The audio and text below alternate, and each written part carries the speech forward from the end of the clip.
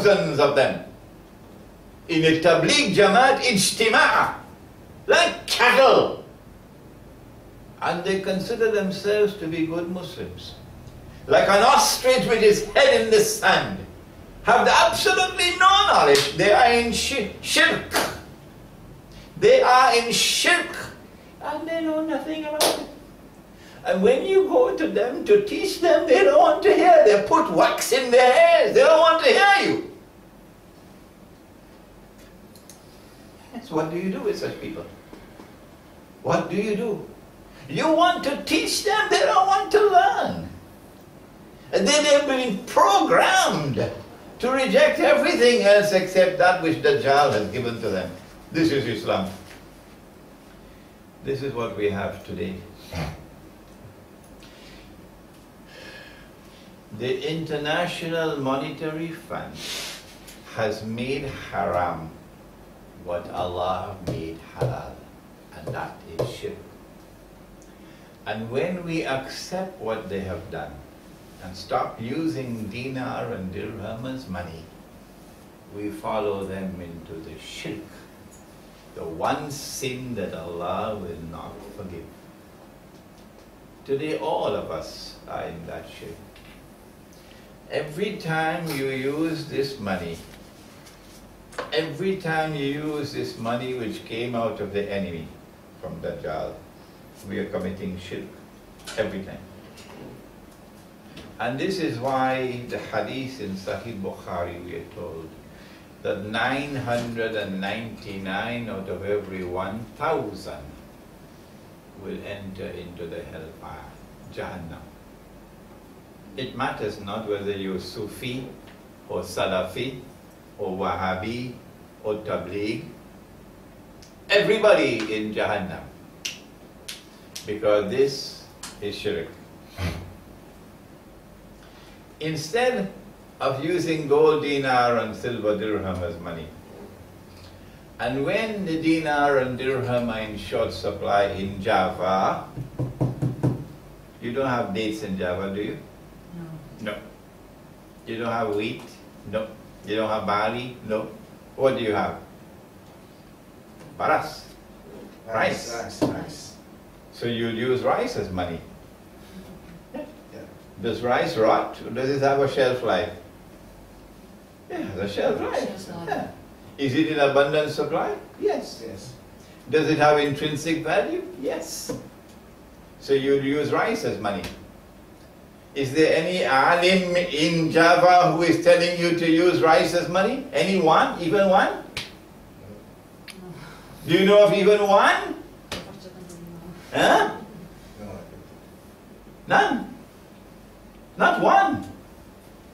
And yet this is the solution to the problem. To turn away from the shirk, you have to turn back to money in Islam. If you are to turn back into money in Islam, you can't use gold and silver. Your own gold mines in this country are not owned by you. Huh? If you want to return to Sunnah money, you're going to have to use rice as money in Java. Nobody talks about it. Huh? They gave us this instead. If you take a piece of paper and you print a picture on it and you put a number and you give to this piece of paper a fictitious value, you are attempting to create wealth out of nothing. That also is shirk. Only Allah creates wealth out of nothing. Only Allah. So they give a fictitious value to it, and we accept that value, so we follow them into the shirk. So every time we use this paper and accept the value that they gave to it, we commit shirk. Does Tabligh Jamaat understand that with their head in the sand like an ostrich? No, they don't. They don't care about this. What are the implications of using this paper? The United States can buy all the oil of Saudi Arabia free of charge. You don't have to pay for it. No, it's free. All that you have to do is to get paper, ink, and a printing press. Paper, ink, and a printing press. And you can buy all the oil from Saudi Arabia, from those donkeys who have the Quran on their backs like a load of books. Huh? But what about when we print our paper? What can we buy? You take a basket full or a suitcase full of rupiah and you land in downtown Manhattan and you go to buy a cup of coffee. You cannot buy even a cup of coffee with a suitcase filled with Indonesian rupiah.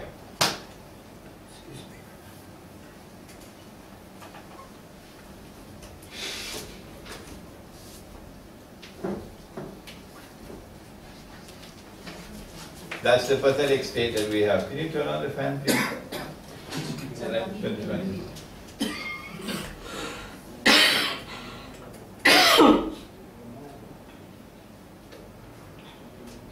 Thank you.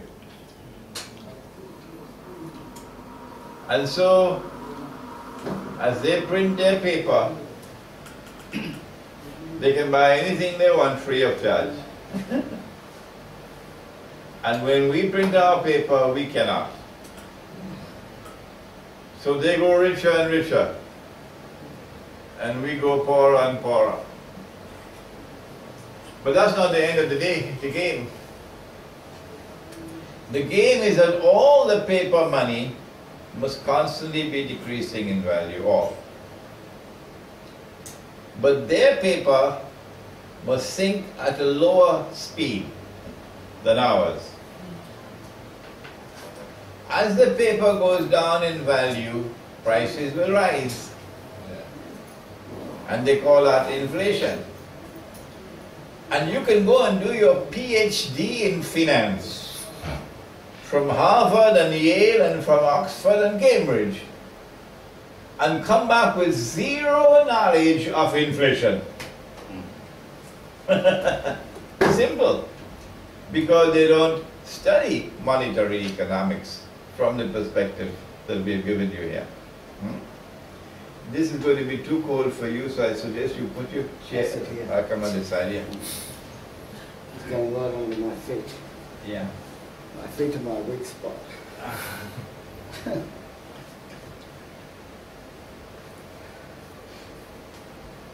And so prices will rise for us faster than for them. And as prices rise, the implication is our money is falling. And so the cost of living is increasing. In fact, we are becoming poorer. And yet poorer. Until they are ready to tighten the noose around the neck. And that is about to occur. While the world of Islamic scholarship is eating masakan padang and going home to sleep. The rope is tightening around our necks. If Israel attacks Iran, it will not be only for the reason stated, namely to destroy the nuclear plants in Iran. That's only one reason. Israel knows very well that within hours of an attack on Iran, the price of oil is going to start rising. And as the price of oil rises, the price of gold will also rise. And the rising price of gold will be the falling value of the dollar, because gold is valued in dollars and oil is valued in dollars. The two are linked together. Oil and the dollar, gold and the dollar, linked together. within days of an attack on Iran, the price of oil and the price of gold is going to go even higher.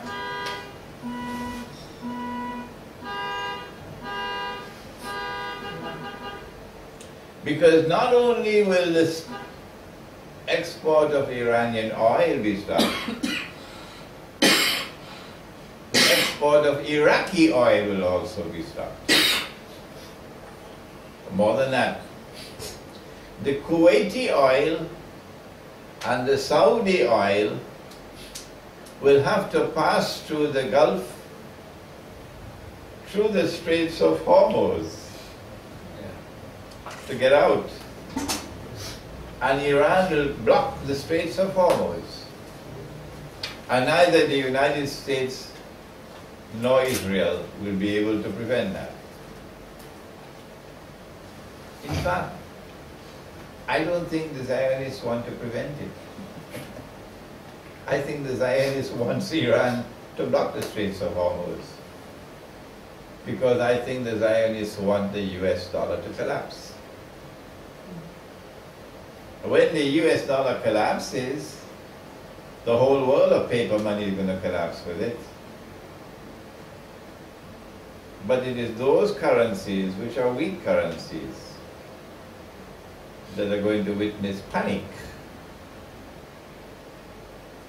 Maybe within, if Israel attacks Iran, within a matter of 2 weeks, 3 weeks, maybe a month, you will see Indonesians dumping their rupiah as fast as they can. Buy anything you can buy with your rupiah. Because Indonesians are not stupid. No.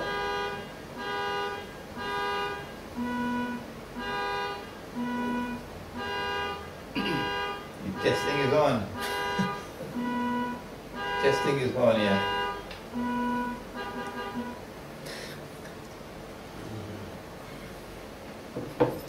The price of bread will be rising 3-4 times a day. It's called runaway inflation. And Indonesians would know that their paper money is going to collapse. If you keep on holding on to it for too long, all you can do is use it as wallpaper.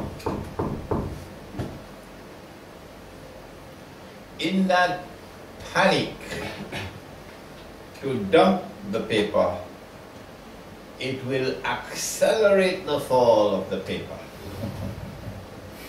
It's a vicious circle. Government is powerless to stop that. Well, then what will be the new money?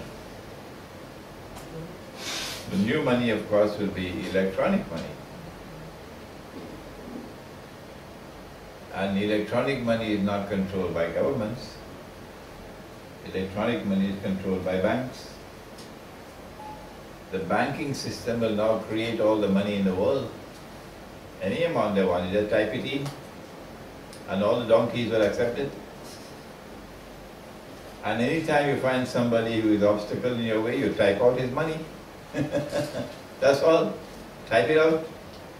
You can't take your money out of the bank because there's nothing tangible. No.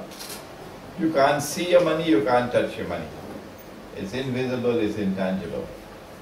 Now, as the money collapses, the paper money collapses, whatever wealth that you had will vanish.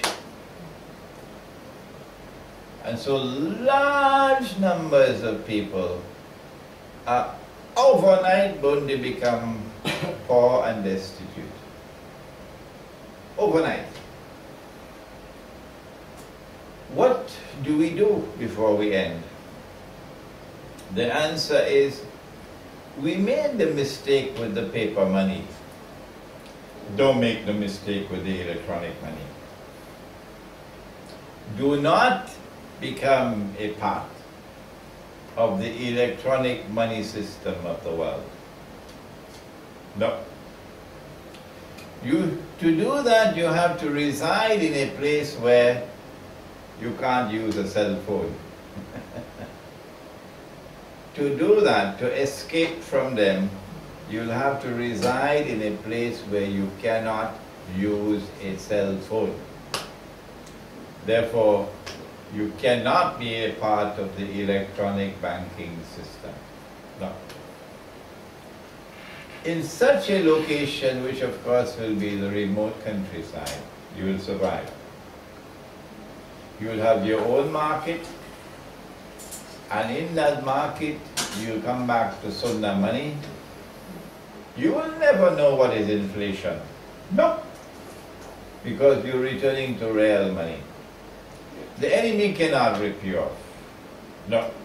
He cannot rob you. Because your money is in your own hand, in your own pocket, not in a bank. But in the remote countryside, you have a second benefit. And that is that once the attack takes place on Iran, which we expect anytime soon, events are going to immediately follow one another until it will culminate with World War.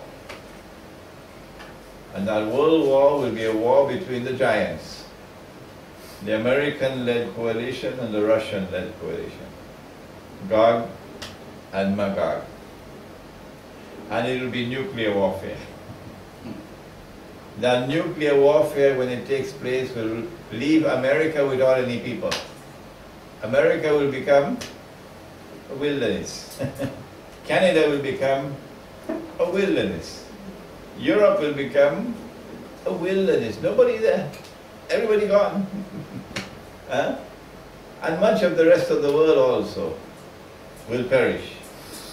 Because you have thousands of nuclear weapons being used and exploded. Thousands. Every city, major city in the world will perish. And Allah speaks of this in Surah Al-Isra, but we don't read the Quran anymore. In Surah Al-Isra he says, وَإِن مِّن قَرْيَةٍ إِلَّا نَحْنُ مُهْلِكُوهَا قَبْلَ يَوْمِ الْقِيَامَةِ أَوْ مُعَذِّبُوهَا عَذَابًا شَدِيدًا كَانَ ذَلِكَ فِي الْكِتَابِ مَسْطُورًا. And not a single town or city will escape. We'll destroy them all. We will destroy them all. And those which escape destruction will be punished with a terrible punishment. And all of this is inscribed in the book. The ones who will survive the rioting in the cities when there is no food, survive the nuclear explosions and the radiation, the nuclear radiation, will be those who are outside of electronic range in the remote countryside. And those are the ones who tomorrow will form the army that will liberate the Holy Land. We pray that Allah subhanahu wa ta'ala may protect us and open a way for us that we may escape that doom that now awaits mankind. ربنا تقبل منا إنك أنت السميع العليم وتب علينا يا مولانا إنك أنت التواب الرحيم برحمتك يا أرحم الراحمين آمين. Long lecture, but full of many interesting and important matters to be thought about and to be pursued. If there's no change in our lifestyle after the lecture was a waste for us. So we must try and bring into practice the main points of the lecture in our daily lives, as much as we can, even if it's just bit by bit, slowly. But I think the lecture has woken us up, rather than send us to sleep, it has woken us up on the matter of money and riba and sunnah money. And at the very least we should make an effort to return to sunnah money, dinar and dirham. So it's a time for questions. If you have any questions in English or in Indonesian. Let me answer his question. Oh yes. The bank, you take a mortgage with the bank and then there's an insurance policy attached to it to ensure that your money is not lost. Insurance is a sister of riba. Insurance is a sister of riba. The money lender does not want to suffer loss. No. One second. So, that's why he lends money on interest. But Allah can still take from him through other means. He owns a warehouse, and the warehouse is worth 5,000 million rupiah. And a fire comes and consumes the whole warehouse and it's all reduced to zero. But he wants to get back his money.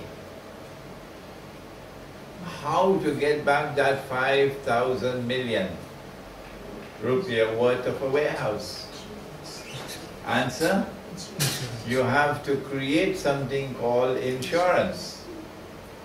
And you take the 5,000 million from all the donkeys out there and give it back to me.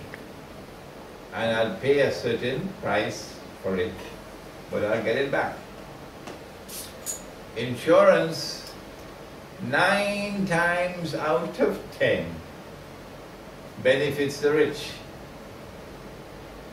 and less than 1 time out of 10 benefit the rest. Islam has its own insurance. Our insurance is the Jama'ah. That if your house is burnt down in fire and you have no shelter, the whole Jama'ah will come together to try to offer you the minimum that you need for maintenance, for basic needs. And this is the institution of zakat. Zakat. So our insurance company is zakat. Zakat will not replace what you lost. No. Allah took it away from you. Why should we return it to you? But zakat will ensure that you have the basic necessities of life. So we do not insure. Rather, we ensure, not insure, we ensure that the Jama'ah will provide to you if you suffer loss. The Jama'ah will provide for you your basic necessities. That is insurance in Islam. Any questions? Mr. Fras? Sure, 3 quick questions for me. You said that riba is constitutes of 70 parts. Is this an open interpretation that will coming up till now? And my second question is regarding The Quran, the Hadith does not identify the 70. Okay. No. It does not say that there are 70 forms or 70 kinds of riba. No. Is that if you divide riba into 70 parts, okay, then the smallest part, not the smallest kind, the smallest part would be equivalent to a man marrying his own mother.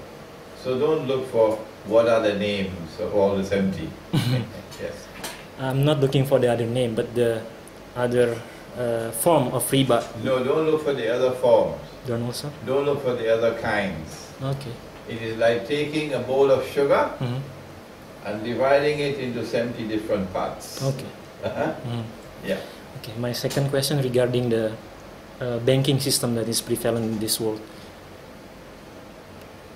I imagine that if the banking system in the world is riba, it means that we don't have any transaction. It is personal transaction, or rather not institution transaction that institutionalized by the bank, whether it's personal, like old days.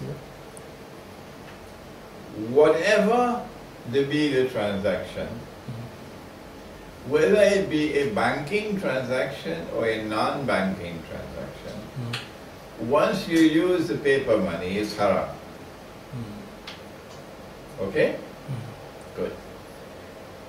When you leave interpersonal transactions and you go to the bank, you have another form of riba in the bank. This one is the use of the paper money, which is a vehicle of rip-off, this one, and that's riba. But the bank now is a vehicle for the accelerated accumulation of wealth by the wealthy. Because the bank not only lends you money on interest, but more than that. If I have 50,000 rupiah in my pocket, and people come to me to borrow money from me, what is the maximum I can lend? 50,000. Huh? Unless I'm a bank. If I'm a bank and I have only 50,000 in my pocket, I can lend 50 million. It's called fractional reserve banking. In other words, one rip-off is paper, ink and printing. And this is another rip-off now. That money I don't have, I can lend. Okay. So this is accelerating the rip-off. My last question, Sheikh. Regarding the alternative of money, if we make it in Indonesia, like rice, it is difficult to measure rice, the standard of rice, because it's too small, and there's no consensus between the ulama in Indonesia. How can we use rice, and how can we make it the standard as gold and silver is more easy? So, I don't suggest to you that you wait for the consensus of the ulama. Okay. Because they're all sleeping. So how? They're all sleeping. Sleeping on the bed. And even if you go and try to wake them up, they don't want to wake up. No? I know. I've been shouting from the mountain tops for 15 years now. The only man who heard me was Dr. Muhammad Mahathir. Umar Vadilio and myself have been in this region talking on the subject. We were the only two, Umar Vadilio and myself. Who listened to us? The ulama in charge in Kelantan. Kelantan never listened to us. No. But when Dr. Mahathir got up and he declared that this US dollar is a form of imperialism, and he called for the return of dinar and dirham, only then did Kelantan wake up. Kelantan. Kelantan, don't you know who is Kelantan? State in Malaysia. Kelantan is a state in Malaysia. But who Kelantan, when I speak of Kelantan, I assume you will understand that PAS is in control in Kelantan. Islamic movement is in control in Kelantan. Ulama are in control of Kelantan, not Mahathir. So when I say Kelantan, I mean the ulama, the PAS ulama. We spoke to them, they never listened to us. And those are the political ulama. Huh? So don't wait for